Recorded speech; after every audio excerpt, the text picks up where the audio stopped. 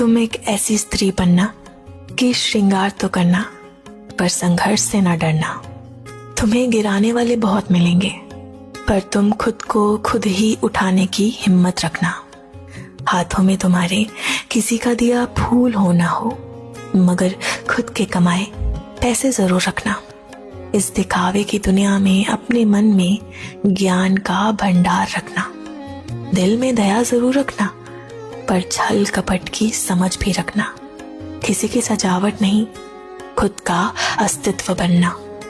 और ये दुनिया याद नहीं रखेगी कि तुम कितनी कीमती हो, मगर तुम याद रखना कि तुम भी किसी की बहन, किसी की बेटी हो।